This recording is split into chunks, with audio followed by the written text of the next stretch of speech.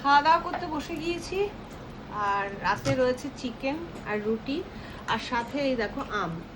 আর দুপুরে একটু মানে শশা ছিল, ওটা আর খেতে পারিনি, দুপুরবেলা খেয়ে উঠতে পারিনি, ওর জন্য মানে রেখে দিয়েছিলাম।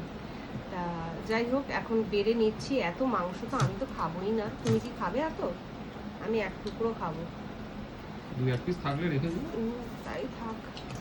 তোমাকে এই এই দুটো দিই, এই দুটো দাও। আর দেবো? আর লাগবে না, ঝোল দেবো। 3 পিস খাবে? আর পিস দেবো? না না না, খাই, যদি লাগে নেবো, না তো থাক। আচ্ছা ঠিক আছে, তাহলে আবার এটা ফ্রিজে রেখে দিতে হবে, ছেলের হয়ে যাবে কালকে। যাই হোক, তা চলো আমি একটুখানি গিয়ে খেয়ে নিই। খিদে যে খুব একটা পেয়েছে তা না, মানে গরমে খেতে ভাল লাগছে না, কিন্তু তাও বসলাম। না খেলে আবার শরীর খারাপ লাগবে, মাঝরাতে খিদে পেয়ে যাবে, ও আরও মানে তাণ্ডব। তা চলো খেয়ে নিই, টাটা।